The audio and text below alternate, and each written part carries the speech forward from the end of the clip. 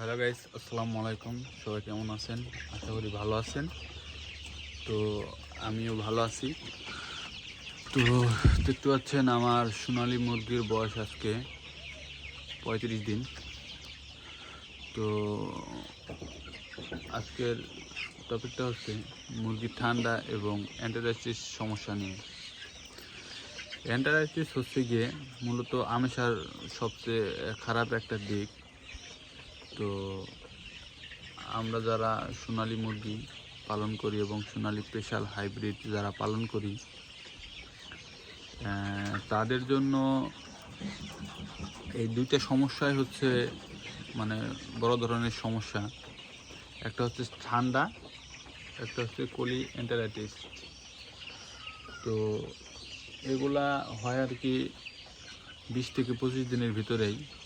তো আপনারা যারা মুরগি পালেন এবং কি সোনালী এবং সোনালী হাইব্রিড স্পেশাল হাইব্রিড যারাই পালেন, তারা 25 দিনের মাথায় একটা ঠান্ডার ডোজ করাবেন ডক্সিবেট। ঠিক আছে, ডক্সিবেট এবং টাইলোসিন দিয়ে একটা ঠান্ডার ডোজ আপনারা অবশ্যই করাবেন। এবং কি 14 থেকে 18 দিনের মধ্যে একটা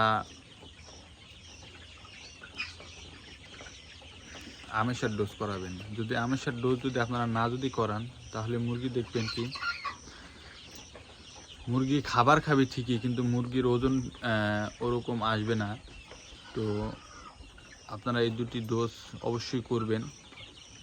তো আপনাদের কিন্তু আমি অত ভালো মতন গুছিয়ে বলতে পারি না, ঠিক আছে? তো আপনারা যেটুকু বুঝতে পারছেন, ঠিক আছে? দেখতে পাচ্ছেন আমার মুরগিগুলা এখন মাশাল্লাহ খুবই কিন্তু ভালো আছে। কিন্তু আমার মুরগিগুলা কিন্তু ঠান্ডা এবং কুলি এন্টারাইটিস হয়েছিল।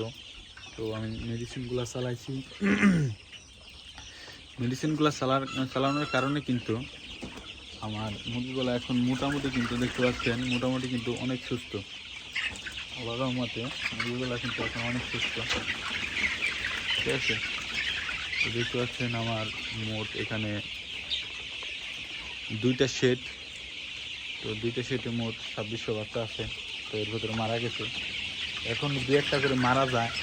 কারণ হচ্ছে গিয়ে কি যে মুরগিগুলার আমেশা এবং ঠান্ডা একসাথে লাগার কারণে আমি কিন্তু একটা মানে ঝুঁকির ভিতরে ছিলাম, ঠিক আছে? মুরগিগুলা এই সময় এই অবস্থাটা হইলো, ঠিক আছে? আপনারা যারা মুরগি পালেন সাবধানতার সাথে এই দুইটার ডোজ আপনারা অবশ্যই করাবেন, ঠিক আছে? ঠান্ডা এবং কি আমেশার ডোজটা অবশ্যই করাবেন। তো সবাই ভালো থাকবেন। আর সাজ্জাদ এগ্রো চ্যানেলে সবাই সাবস্ক্রাইব করে দিবেন আর নতুন নতুন ভিডিও দেখতে থাকুন। আর দেখতে হচ্ছেন আমার ফার্ম। সবাই ভালো থাকবেন আর ধন্যবাদ সকলকে।